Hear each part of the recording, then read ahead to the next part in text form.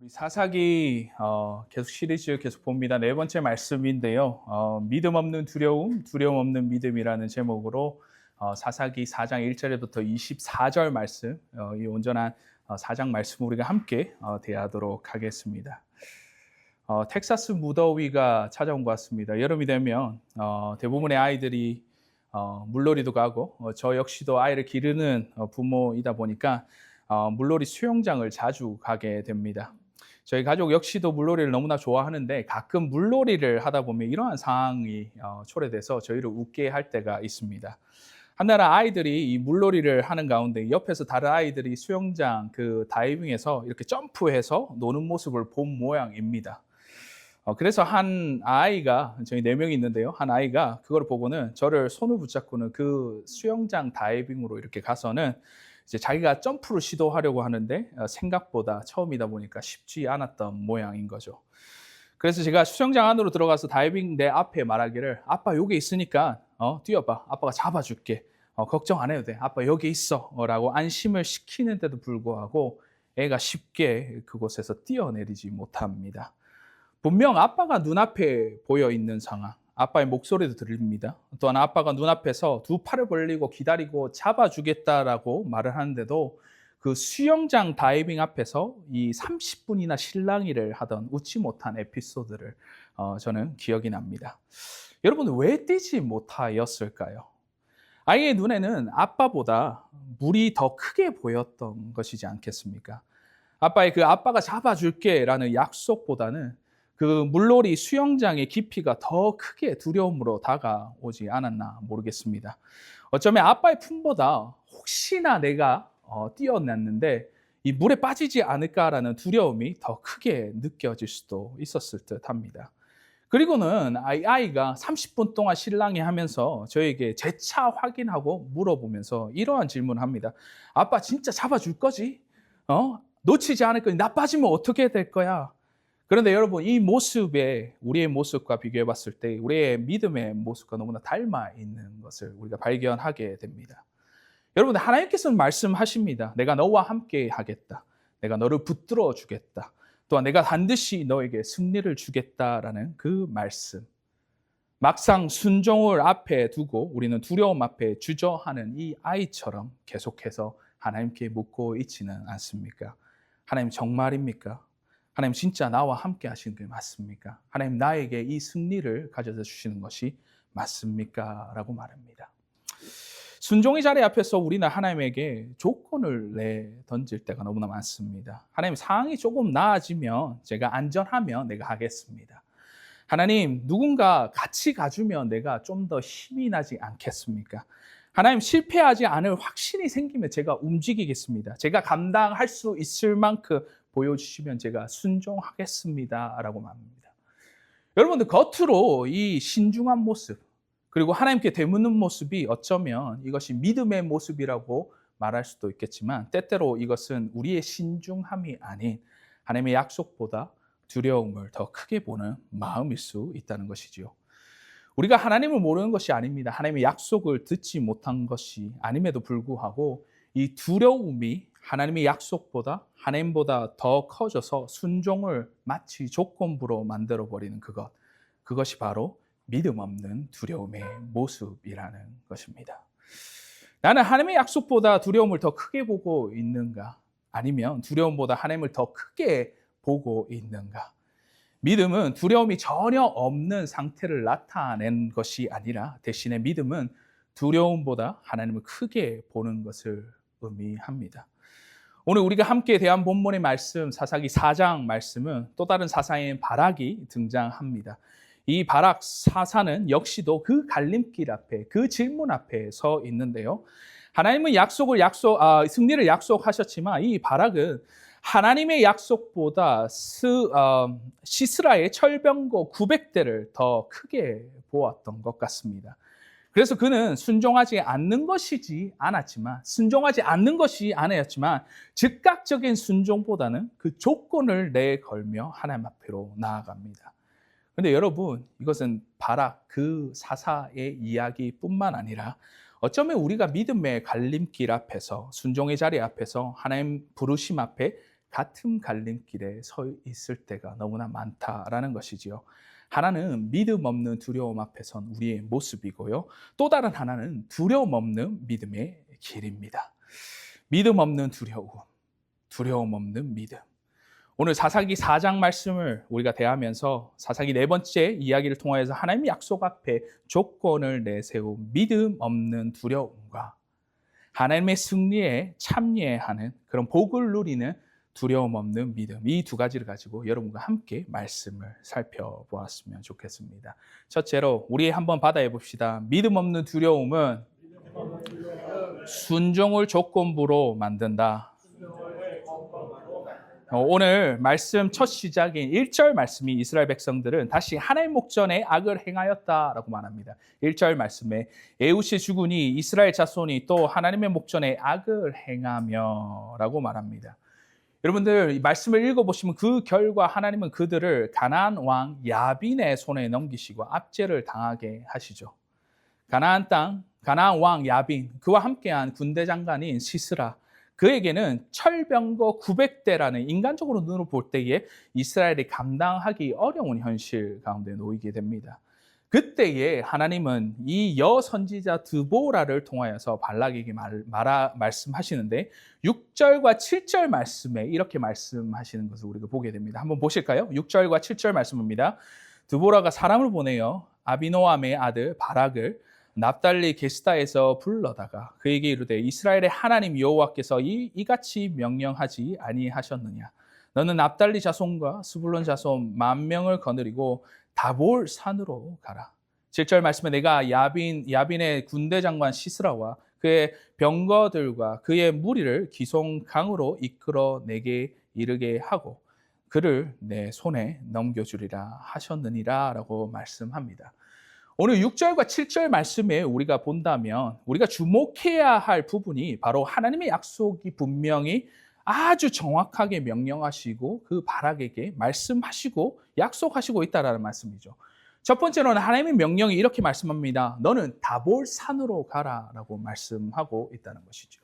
그리고 두 번째로는 하나님의 약속인 내가 그를 내 손에 넘겨주리라라는 약속입니다. 여러분들 이 말씀을 우리가 본다면 바락이 받은 것은 단순히 야 한번 해볼래? 내가 전쟁 가운데 너에게 이 기회 한번 줘볼게. 네가 한번 해볼래? 라고 말씀하는 그런 제안이나 권유 수준의 그 말씀이 아니었던 것입니다. 하나님께서는 분명히 명령하셨고 하나님께서는 분명히 그에게 약속하셨다라는 것입니다. 여러분들 더 중요한 본문의 말씀은 7절인데요. 7절 말씀을 한번 자세히 살펴보시면 하나님은 이렇게 말씀합니다. 7절 말씀에 내가 야빈의 군대 장관 시스라와 그의 병거들과 그의 무리를 기송강으로 이끌어내게 이르게 하고 그를 내 손에 넘겨주리라 하셨느니라 라고 말합니다. 여러분들 이 말씀을 대할 때 단순히 바락에게 내가 알아서 잘 싸워라. 내가 전쟁 가운데 이 기회를 줬으니까 네가 어떻게 해서든지 전략을 짜서 이렇게 잘 해봐라 라는 말씀이 아니라 하나님께서 모든 것을 준비하시고 하나님께서 승리까지 너에게 이미 주시겠다라는 약속의 말씀을 하셨다라는 것이죠. 여러분들 이 정도 되면 하나님이 모든 판을 깔아놓고는 야 이거 해봐. 내가 승리를 너에게 줄게 라는 그 말씀으로 들리지 않습니까? 여러분들 이 정도 한다면 뭐가 두려워할 필요나 주저할 필요가 있다라는 말입니까? 솔직히 이 말씀을 대하면서 아니 전쟁을 치르는 이도 주권도 또한 이것을 쥔 사람도 더 이상의 사사였던 바락이 아니라 철번거 900대를 가지고 있는 시스라도 아닌 바로 전쟁의 주도권 자체가 하나님 앞에 있다라는 말씀으로 우리에게 던져주고 보여주고 있다는 것이지요. 전쟁의 장소도 우리가 본다면 원수를 바락의 손에 넘기심도 또한 이미 승리의 약속까지도 주신 상황에서 우리는 뜻밖의 사사 바락의 그 태도와 두려움의 모습을 맞닥뜨리게 됩니다. 우리 8절 말씀 한번 보실까요? 8절 말씀에 바락이 그에게 이르되 만일 당신이 나와 함께 가면 내가 가려니와 만일 당신이 나와 함께 가지 아니하면 나도 가지 아니하겠노라 하니라고 말합니다. 여러분 이 8절 말씀 바락의 이 말은 얼핏 보면 믿음의 말처럼 보일 수도 있습니다. 왜냐하면 바락이 완전히 못 가겠습니다, 하나님. 내가 하지 못하겠습니다라고 말한 것이 아니기 때문입니다. 하지만 그 가겠습니다라고 말을 하였지만 겉으로 보면 하나님의 말씀을 순종한 것처럼 보이는 그에게 우리가 한 가지 주목해서 봐야 할 것은 그 앞에 붙었던 그의 조건의 모습이었다라는 것이죠. 오늘 본문에 이 짧은 8장 8절 한 절 말씀에 바락이 두 번이나 만일에라는 말을 조건을 붙여서 하나님께 말씀합니다. 만일 당신이 나와 함께 가면 내가 가려니와 만일 당신이 나와 함께 가지 아니하면 나도 가지 아니하겠노라. 아예 안 가겠다는 말을 한 것도 아닙니다. 하지만 그렇다고 해서 하나님 순종으로서 내가 그냥 가겠습니다라고 말한 것도 아니, 이 어정쩡한 상황 가운데 그는 하나님의 분명한 약속 앞에 계속해서 조건을 내걸고 조건을 붙이고 말하고 있다라는 것이지요. 근데 여러분, 바락의 이 만일에 드보라는 어떻게 대답하는지 우리 한번 보실까요? 9절 말씀입니다. 이어져 나오는 드보라의 표현 가운데에 이러한 표현들이 있습니다. 이르되 내가 반드시 너와 함께 가리라. 내가 반드시 너와 함께 가리라. 그러나 내가 이번에 가는 길에서는 영광을 얻지 못하리니 이는 여호와께서 시스라를 여인의 손에 파실 것임이니라 하고 드보라가 일어나 바락과 함께 게스로 가니라 라고 말합니다. 여러분들, 우리가 여기서 주목해야 할 단어가 바로 만일이라는 바락의 말과 또한 그 드보라의 반드시라는 말입니다. 바락의 언어는 조건의 언어였지만 그 드보라의 언어는 확신의 언어였던 것입니다.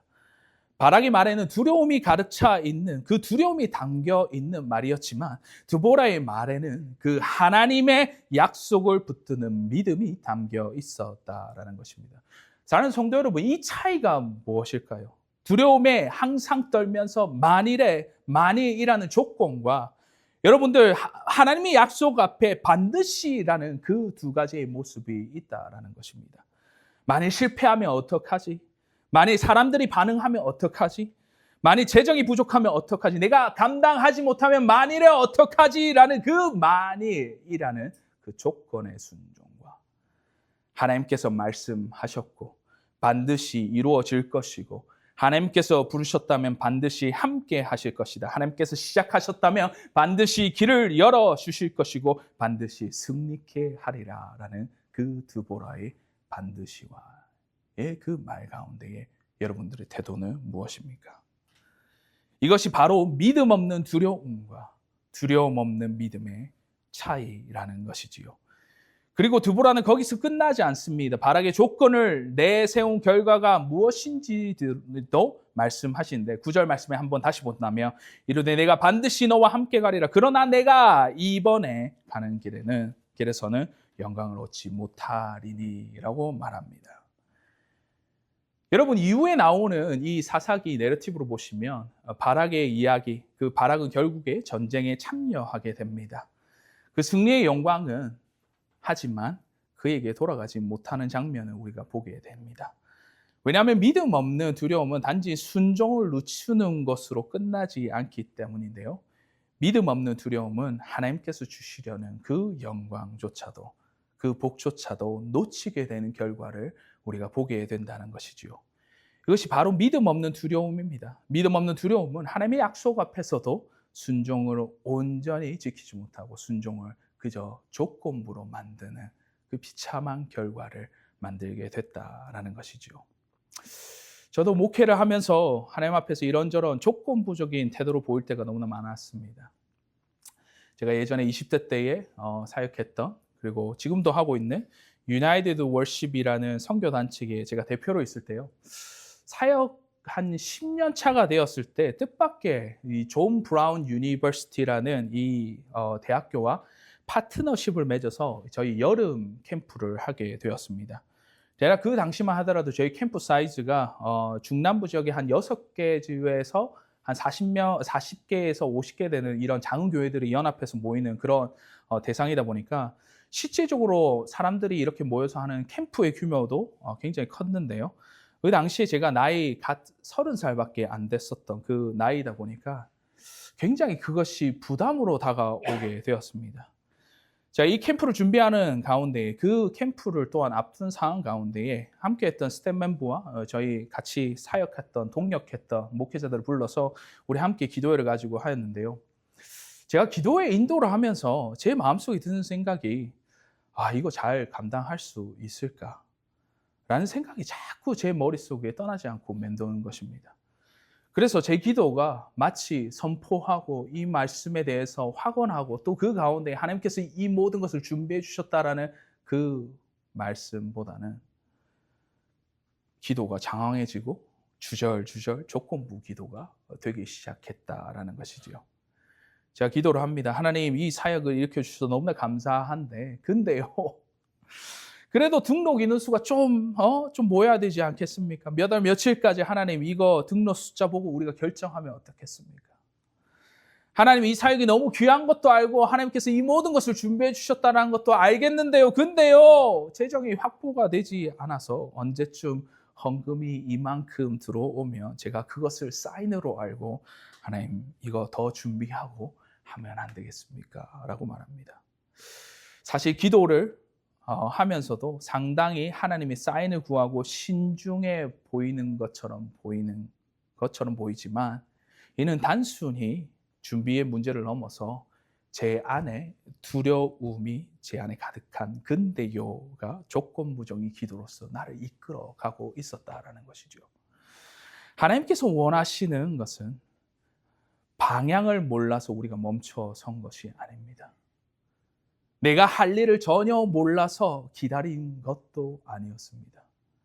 사실 내 안에 내 마음속에 밑바닥 가운데 숨겨져 있었던 실패에 대한 두려움, 사람들에 대한 반응과 평가, 그리고 그 두려움에 내 기대처럼 나오지 않을까라는 그 두려움에 휩싸여서 나를 감싸고 짓눌렸을 때에 마치 하나님께 신중하게 이 모든 것을 아뢰는 그 모습이 사실 어쩌면 내 두려움을 피하고 내 두려움을 감추기 위한 조건부적인 기도와 아뢰므로써 나에게 드러난 것이 아닌가라고 생각이 듭니다. 하나님께서 분명히 말씀도 주셨고 또한 감동도 주시고 완전히 판을 깔아서 이렇게 보여주셨음에도 불구하고 내가 이미 너와 함께 하겠노라, 너를 위해서 일하신다는 것을 보여주심에도 불구하고 내 마음속에 계속되는 그 믿음 없는 두려움으로 인하여서 나의 기도에는 수많은 조건 제시들로 가득 차게 되고 결국 내 기도가 조건부 순종을 구하는 믿음에 불과한 그 믿음 없는 두려움으로 전락해 버렸던 것이었습니다. 사랑하는 성도 여러분, 우리의 모습 가운데서 이런 모습들이 있지 않습니까? 바락의 모습과 별반 다르지 않는 조건부 순종의 모습이 우리에게는 있지 않냐라는 그 질문을 우리가 던져보시기 바랍니다. 분명 우리는 가지 않겠습니다라는 불순종의 말은 없었지만 순종해서 가겠습니다라는 절대적인 순종도 없는 하나님의 약속 앞에서 조건들이 덕지 붙어 있는 우리의 모습이 있지 않냐라는 것입니다. 여러분들, 하나님 믿지 않는 것도 아닌데, 하나님의 말씀을 모르는 것도 아닌데, 하나님의 약속을 전혀 듣지 못한 것도 아님에도 불구하고 두려움이 믿음보다 커질 때에 우리의 순종은 언제나 조건부가 됩니다. 그런데 그 믿음은 이런 모든 조건이 갖추어진 다음에 움직이는 것이 아닙니다, 여러분. 믿음은 하나님의 약속이 내 조건보다 크다는 것을 붙들고 내딛는 우리의 믿음의 발걸음이라는 것이지요. 두려움은 우리에게 계속 많이라는 질문을 하게 됩니다. 그러나 믿음은 하나님 앞에서 반드시를 붙들고 우리가 나아가는 것입니다. 하나님께서 말씀하셨다면 반드시 함께 하실 것입니다. 사랑하는 성도 여러분, 하나님이 부르셨다면 반드시 길을 여실 것이라는 것입니다. 하나님이 약속하셨다면 그것을 반드시 이룰 것이고 하나님께서 일하기 시작한다면 승리조차도 우리에게 이미 주셨다라는 그 사실을 믿으시는 저와 여러분이 되시기를 주의 이름으로 간절히 소원하는 바입니다. 그러므로 사랑하는 성도 여러분, 우리의 순종이 만일에 붙들리지 않기를 바랍니다. 우리의 믿음이 하나님의 반드시를 붙드는 믿음이 되시기를 주의 이름으로 간곡히 소원하는 바입니다. 그런가 하면 둘째로 우리 한번 따라합시다. 두려움 없는 믿음은 하나님의 승리에 참여하는 복을 누리게 한다. 두려움 없는 믿음은 하나님의 승리에 참여하는 복을 누리게 한다. 바락의 조건부적인 순종에도 불구하고 바락의 두려움이 있었다고 해서 하나님이 구원을 이루시지 않은 것이 아니었습니다. 하나님의 승리가 실패하지 한 것도 아니었습니다. 여전히 하나님께서는 자기의 일을 이루어 가시고 여전히 시스라의 군대를 무너뜨리십니다. 오늘 본문 말씀 15절 말씀에 이렇게 말씀합니다. 15절 말씀입니다. 여호와께서 바락 앞에서 시스라와 그 모든 병거와 그의 온 군대를 칼날로 혼란에 빠지게 하심에 시스라가 병거에서 내려 걸어서 도망한지라라고 말합니다. 오늘 성경 말씀을 말하면서 사사기 저자는 이 사사기 내레티브를 기술하면서 우리에게 분명히 전쟁의 승리의 주체가 누구인지를 우리에게 말씀하고 있습니다. 사사였던 바락도 아니고요. 직접 싸웠던 그 전쟁의 이스라엘 군대도 아닌 바로 오늘 본문의 말씀에서는 여호와께서라고 그 시스라와 그 모든 병거와 온 군대를 혼란하게 하셨다라고 말씀합니다. 그리고는 여러분들 이 말씀을 계속해서 대하는 가운데에 거대한 역설적인 상황을 우리가 보게 되는데요. 철병거 900대나 있었던 그 시스라가 자기 병거를 버리고 걸어서 도망하게 되었다라고 성경 말씀은 분명하게 기록하고 있지 않습니까? 여러분들 이것이 하나님의 승리입니다.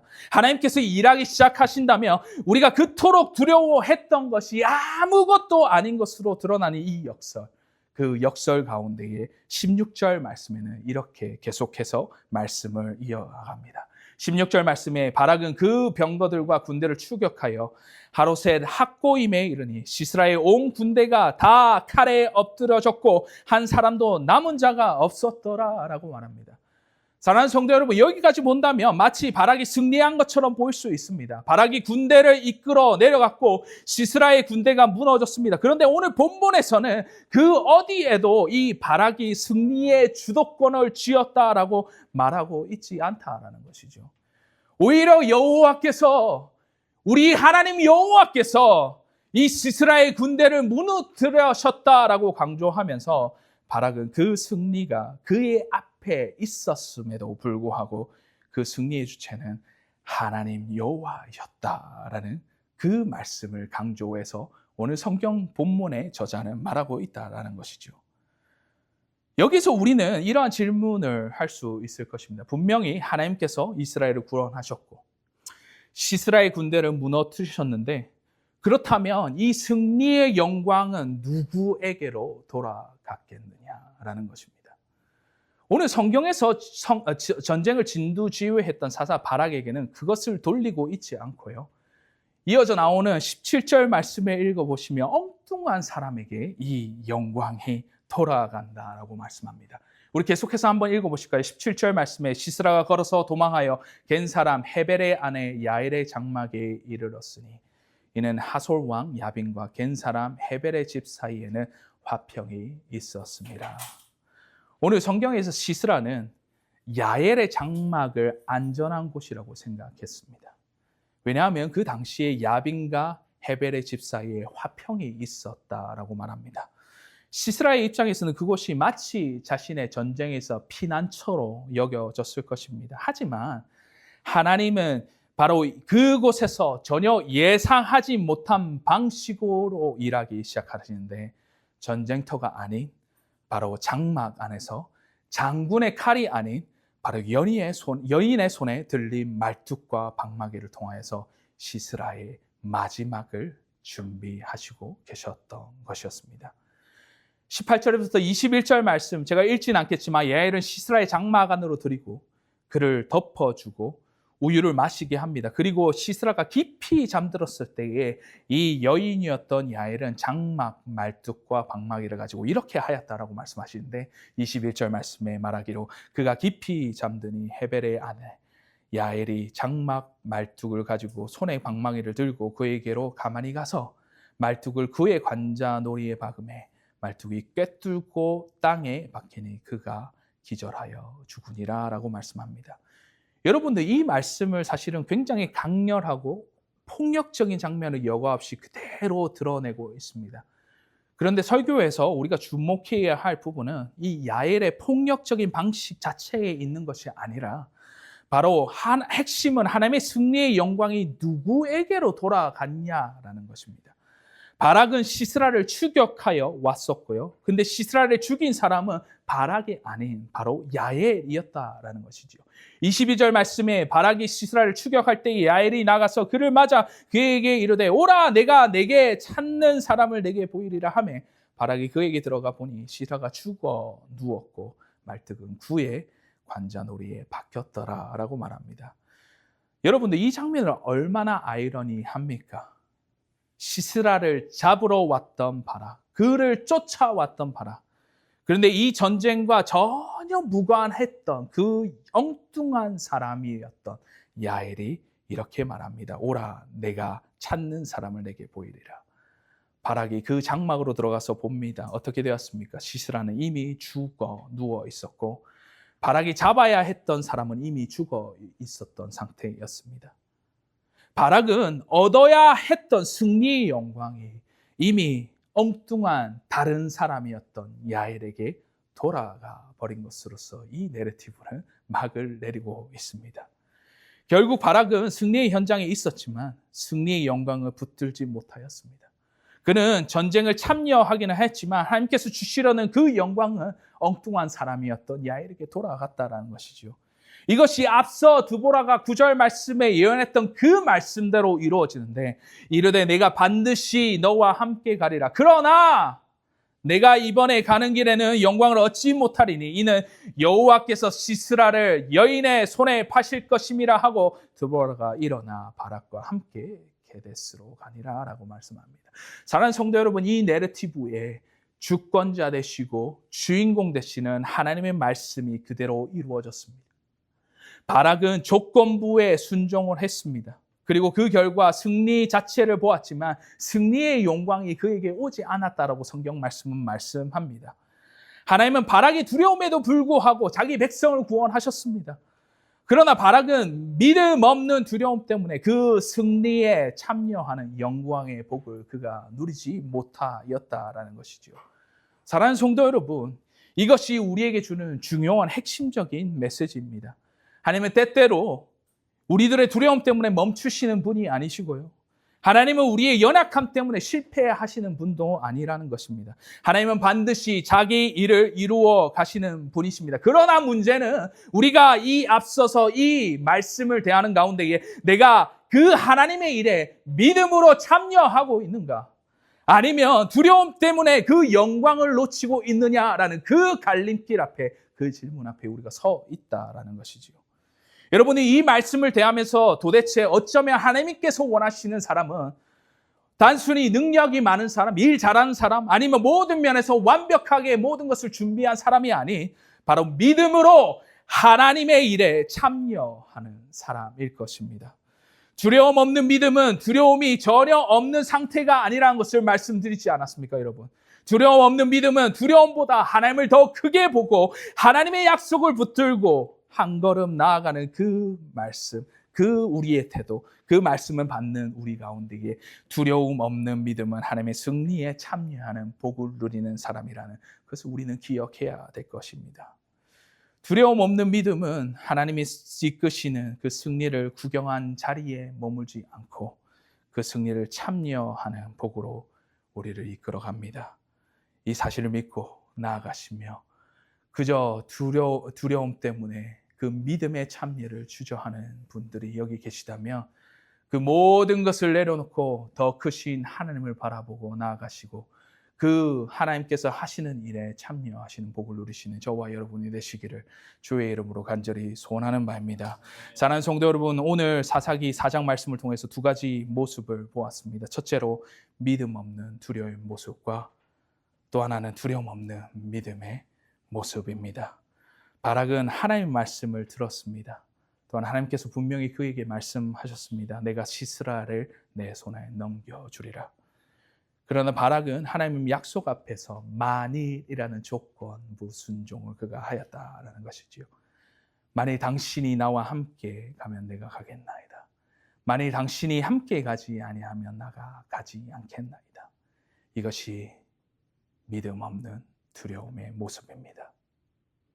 그러나 승리의 영광은 바락에게 돌아가지 않고 그 영광은 야엘에게 돌아갔는데, 그 야엘은 오늘 보시는 바와 같이 많이 일어나는 그 순종보다는 그저 하나님의 일하심 가운데에 순종함으로, 그 믿음으로 하나님의 일에 적극적으로 참여하는 그 여인의 손에 하나님의 영광이 드러나고 그것을 누리는 복을 그에게 부여하였다라고 성경 말씀을 말합니다. 제가 이 말씀을 준비하면서 제 마음속에 오래 머물렀던 한 사람이 있었습니다. 저희 아버지인데요. 여러분들 잘 아시다시피 저희 아버지는 그 췌장암 말기를 판정받으신 암 환자입니다. 딱 2년 전쯤에 이 암 진단을 받고는 병원에서 저에게 얘기했던 기간은 6개월이었습니다. 그 6개월이라는 시간을 말씀하였는데, 그럼에도 불구하고 지금까지 항암을 감당하면서 여전히 목회를 하시고 계십니다. 그런데 어느 날 제가 아버지와 전화를 하는 가운데 이런저런 대화를 나누다가 제가 아버지께 이러한 질문을 좀 들은 것 같습니다. 아버지, 췌장암 말기, 아버지 나이가 그렇게 많은 것도 아닌데 아버지 솔직히 죽는 게 두렵지 않습니까?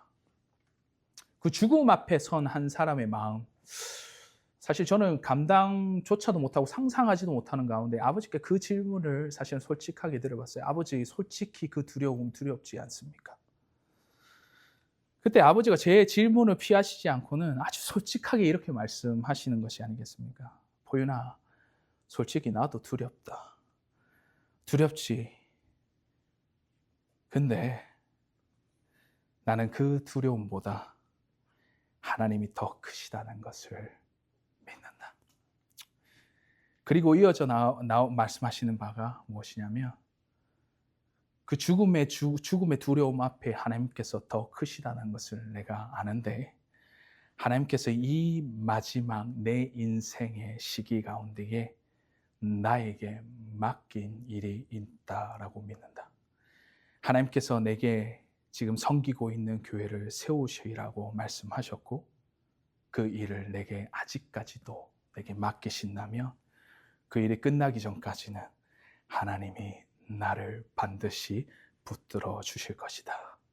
그래서 나는 그 두려움 때문에 멈출 수가 없고 오늘 하루도 하나님 앞에 그 맡긴 일을 순종으로 감당하기 원한다라고 말씀하시는 것이 아니겠습니까?